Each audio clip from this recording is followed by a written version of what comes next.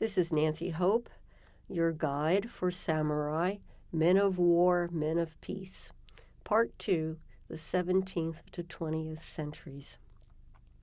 Again, we are picking up here at the Edo period, the early modern age, which starts in 1600.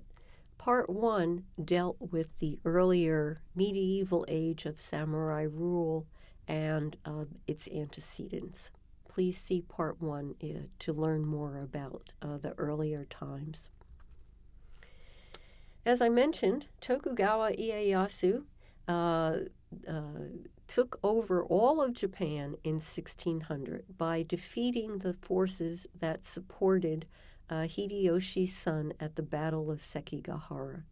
In 1603, he is named the Shogun by the emperor, and he sets up his military government or shogunate in Edo, which of course is now Tokyo. Now, you have to remember that Tokugawa Ieyasu is very, very smart, and he knows that there has been 100 years of civil war and a very weak shogunate or military government for the Muromachi period for several centuries. He wants to stay in power, and he wants his family to stay in power. So he develops several strategies to stay in control.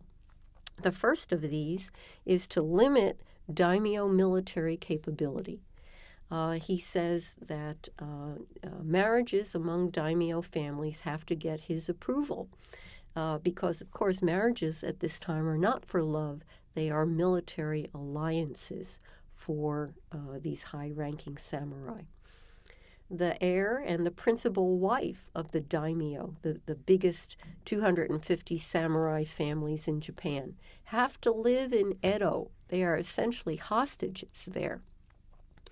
And the daimyo cannot build any more castles. They have to get approval for repairing the old castles, and they can have no weapons, no cannons, no guns, except personal swords. He also relocates and resizes the daimyo lands, or han. He gives out land according to whether or not daimyo families supported him in the Battle of Sekigahara against the forces who supported Hideyoshi's son. And wouldn't you know it, he gives him and his family the best agricultural lands. And then around his territory, he gives good land to daimyo families who supported him. And those daimyo that did not support him in the Battle of Sekigahara, he gives the poorest and most remote land from the capital or the power center at Edo, modern-day Tokyo. So those who were against him at the Battle of Sekigahara were given lands all the way up north where it was very cold, or all the way down south, very far from Tokyo. To also control the daimyo, he sometimes makes them pay for things and do public works. He makes them travel every other year to Edo to see him, to walk from their lands to Edo, and this is going to cost a lot of money. And finally, he codifies the samurai rights and privileges.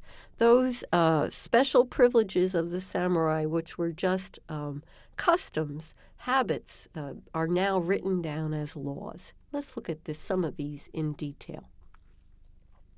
Daimyo were only allowed one castle. If they had more than one, they had to pull one down.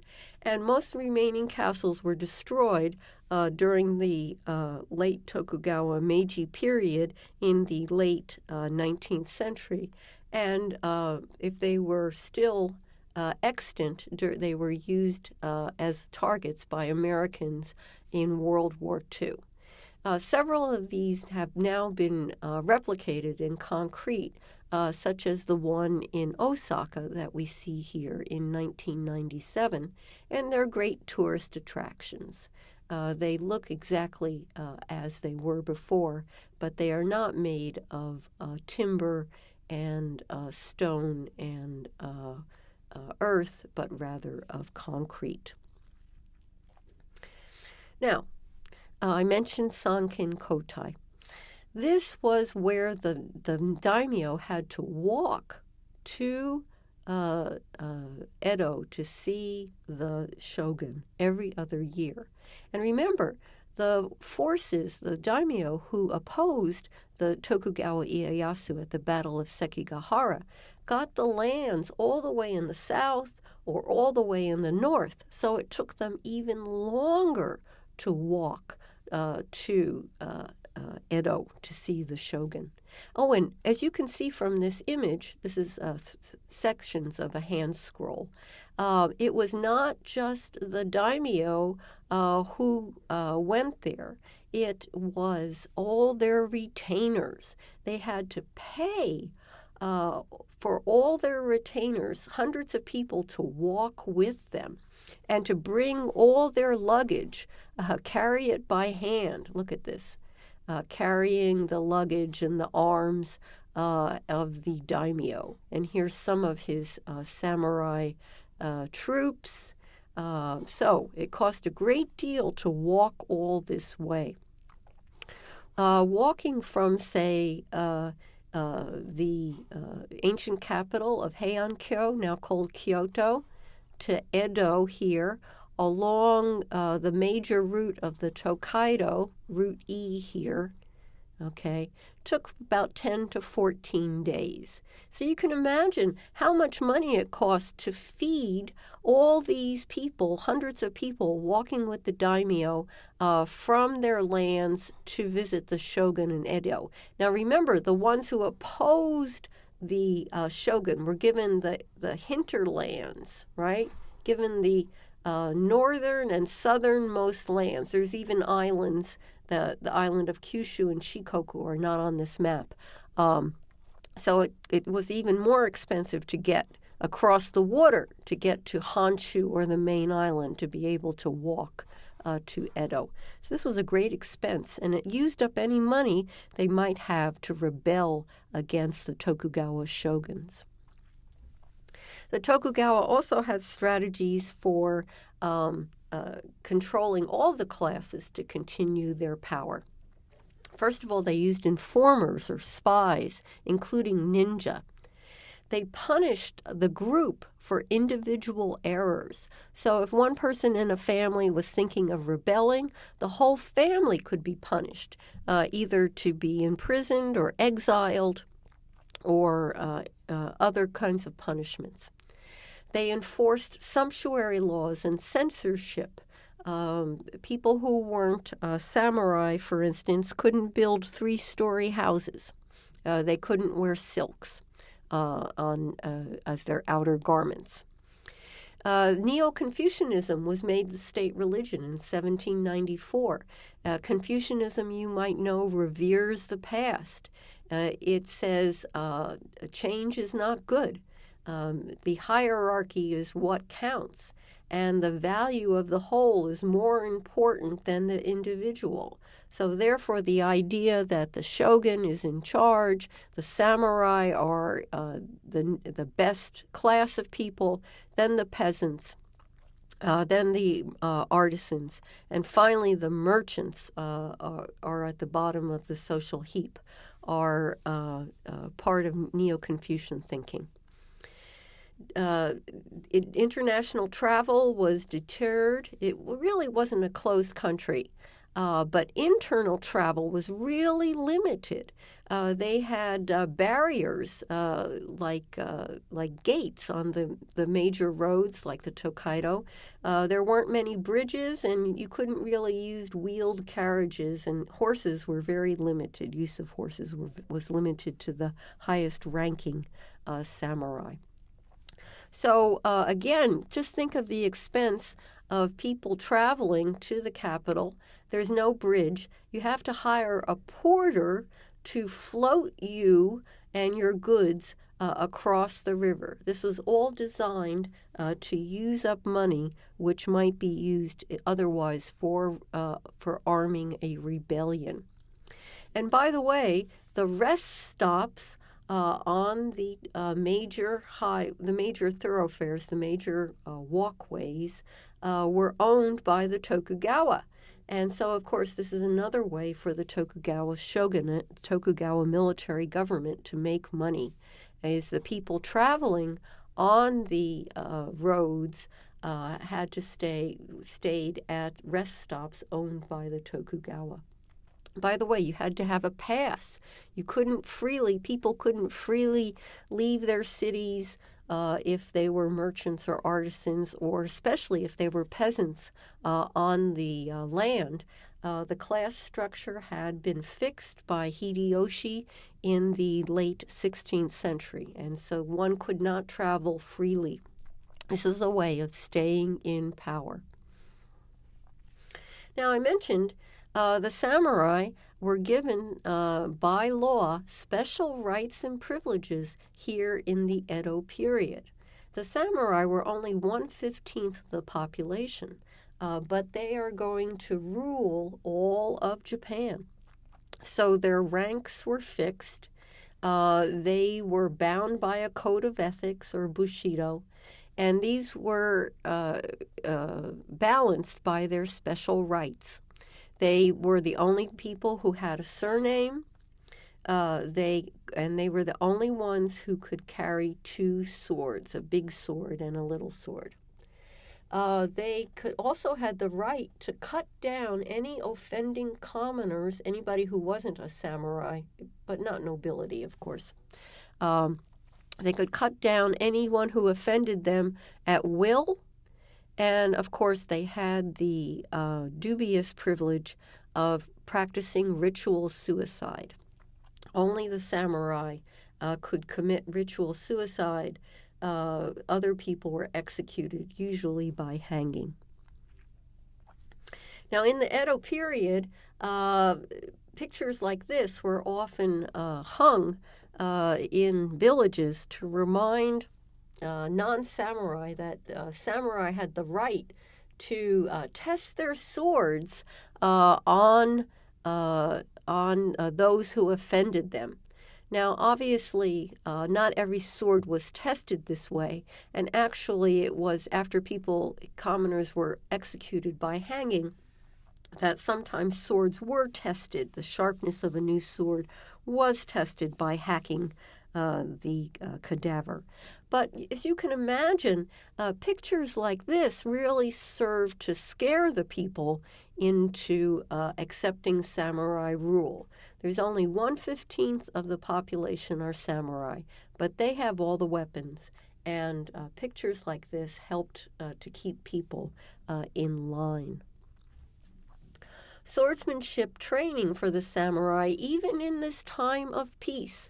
There will be no wars now between 1600 and the end of the Edo period in 1868. But samurai still keep up their swordsmanship because this idea of bushido, this idea that your sword is your soul, is still taught to the samurai. They're still taught to feel special and in power, even though there are no wars. So young samurai boys start training with small wooden swords at age 3. At age 5 to 7, they're given a small real sword, Mamori Gatana. They were supposed to protect their family against enemies and robbers and vagrants, etc. The fathers or male relatives did the early training, but boys were also sent later to skilled teachers to study archery, riding, other forms of combat, along with reading and writing. I might mention that the blades of the samurai sword are very special.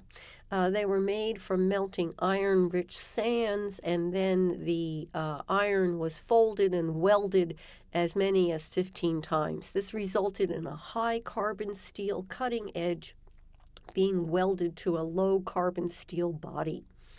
The clay was applied to the cutting edge before plunging it into the water to cool it, and this slowed the cooling process and hardened the blade, making the blade, which took a fine edge for cutting, welding it and fixing it to the more pliable body of the blade so it didn't shatter when it hit something. This applying the clay to the blade gave a tempering stripe or wave, as you see here, called a hamon in Japanese, resulted. The scabbards of the blade were of lacquered wood. You see the scabbard below the sword, and they were decorated with metal and silk and gold and ivory and pearls to match the fashion of the time and the owner's rank. The handle was also made of wood and decorated. But most notably, the tsuba, or crossguard, number 1 here, which separated the blade from the handle, and the collar, number 2, which hold up the crossguard, and the pommel, number 3, the kashira at the end, were also decorated. And remember, there's no wars now, so decoration of the armor for the samurai becomes very important. Armor is highly decorated, as is the swords. And here we see a crossguard with a man underneath, looks like a cherry tree, with bamboo plants by him.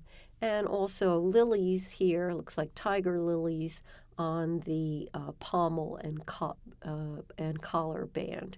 So the swords and the armor become very decorative because there's no wars during the Edo period.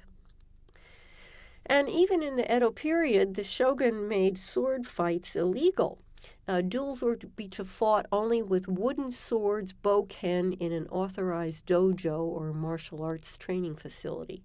So at this time, learning to fight with wooden swords or with bamboo swords in kendo was very popular as a samurai activity. And here's one of our samurai in his kendo attire. This is still a popular martial art taught in Japan today. So there's no more wars, and during this enforced peace, not even duels were allowed by the shogun. The samurai needed new roles, and so they became Buddhists and Shinto priests and poets and scholars and writers and artists and administrators and teachers, and of course martial arts masters. Here's a very famous samurai who became involved with Shintoism, Sasaki Takayuki, and we see him here in his Shinto priest garb. But probably one of the most famous samurai that you might have heard of is Miyamoto Musashi, who was a ronin who followed the Nitenryu style of swordsmanship. He is said to have won 60-plus duels, not counting all the deaths by his hand during the major battles between the Hideyoshi and Tokugawa forces, at Sekigahara and before. He is most famous in the West for his book, The Five Rings, written in 1645, which details his strategy, tactics, and philosophy. Here's a self-portrait of him. He is known for fighting with 2 hands with 2 swords at the same time. And his sayings, his philosophy, become important in business as the samurai way of business takes off in